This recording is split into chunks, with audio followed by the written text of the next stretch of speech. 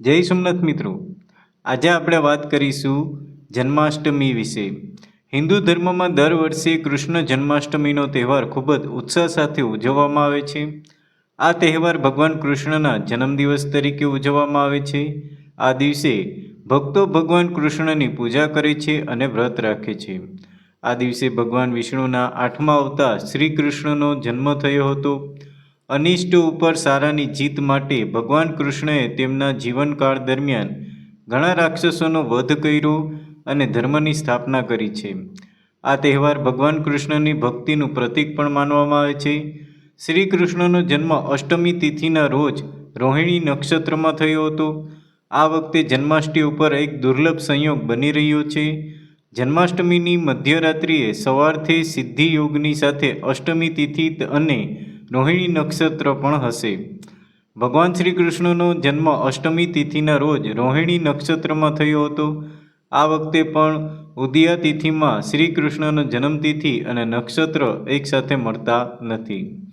મધરાત્રિએ અષ્ટમી તિથિ અને રોહિણી નક્ષત્રના સંગમને કારણે શ્રી કૃષ્ણ જન્માષ્ટમીનો પવિત્ર પર્વ 26 ઓગસ્ટ સોમવારે જયંતિ યોગમાં ઉજવાશે. જન્માષ્ટમીની પૂજામાં આ વસ્તુઓ અવશ્ય સામેલ કરો.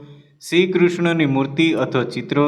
પૂજાના કેન્દ્રના સ્થાને શ્રી કૃષ્ણની મૂર્તિ અથવા ચિત્ર અને તમે તમારી પસંદગી મુજબ નાની કે મોટી મૂર્તિ કે ચિત્ર પસંદ કરી શકો છો. ફૂલો અને માળા. ભગવાન કૃષ્ણને તાજા ફૂલોની માળાથી શણગારવામાં આવે છે. તુલસીના પાન, મોગરા કે ચમેલી કે અન્ય સુગંધિત ફૂલોનો ઉપયોગ કરી શકાય. ધૂપ અને દીવો. ધૂપ અને દીપ પ્રગટાવવાથી વાતાવરણ શુદ્ધ થાય છે અને તમે ઘીનો દીવો અથવા તો અગરબત્તી પ્રગટાવી શકો છો. ફળો અને મીઠાઈઓ. ભગવાન શ્રી કૃષ્ણને વિવિધ પ્રકારના ફળો અને મીઠાઈઓ પણ અર્પણ કરવામાં આવે છે. માખણ, ખાંડની મીઠાઈ, પેડા, લાડુ વગેરે કૃષ્ણ ભગવાનને પ્રિય છે. પંચામૃતમાં એ દૂધ, દહીં, મધ, ઘી અને સાકરનું બનેલું પવિત્ર મિશ્રણ છે. તે ભગવાન કૃષ્ણને અર્પણ કરવામાં આવે છે. કૃષ્ણ જન્માષ્ટમીને આ રીતે ઉજવવો અને કૃષ્ણ જન્માષ્ટમીના દિવસે મંદિરો અને ઘરોમાં ભગવાન કૃષ્ણની પૂજા કરો. આ દિવસે વ્રત રાખો અને મધરાત્રિએ ભગવાન કૃષ્ણનું ભોજન અર્પણ કરો.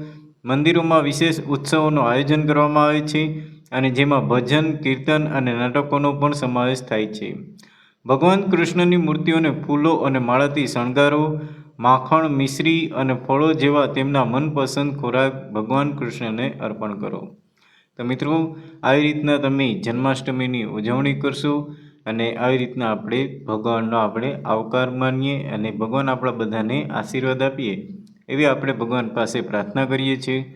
તો મિત્રો, વિડીયો ગમ્યો હોય તો પ્લીઝ લાઇક કરી દેજો અને કમેન્ટ બોક્સની અંદર જય સોમનાથ લખી નાખજો.